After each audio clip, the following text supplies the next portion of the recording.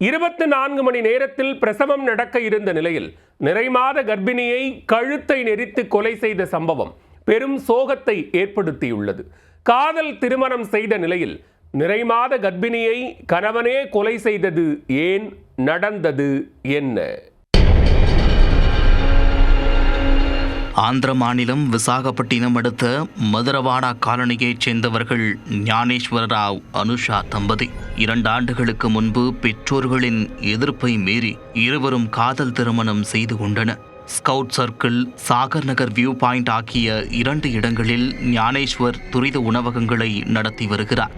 அனுஷா கர்ப்பமான நிலையில் 2 மாதங்களுக்கு முன்பு 7வது மாதத்தில் வளைகாப்பு சடங்குகளை ஞானேஸ்வர் மிக சிறப்பாக நடத்தியிருக்கிறார்.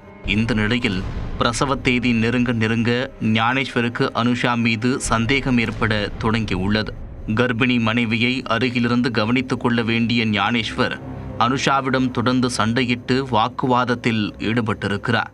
இந்த நிலையில் பிரசவத்திற்கு 24 மணி நேரம் இருந்த நேரத்தில் நேற்று மனைவியிடம் மீண்டும் ஞானேஸ்வர் சண்டையிட்டுள்ளார்.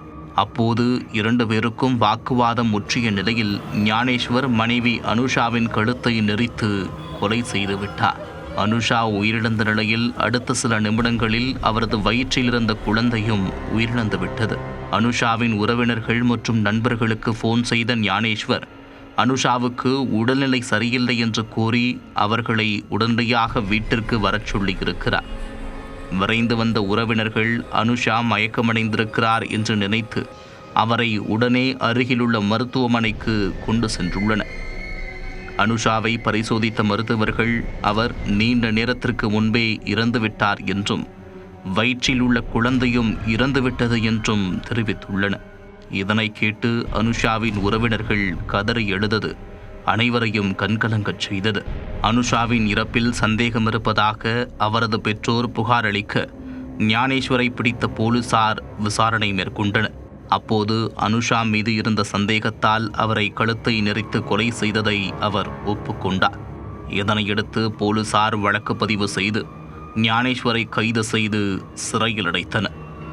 24 மணி நேரத்தில் பிரசவம் நடக்க இருந்த நிலையில் நிறைமாத கர்ப்பிணி மனைவியை கழுத்தை நெரித்து கொலை செய்த சம்பவம் பெரும் சோகத்தையும் அதிர்ச்சியையும் ஏற்படுத்தியுள்ளது.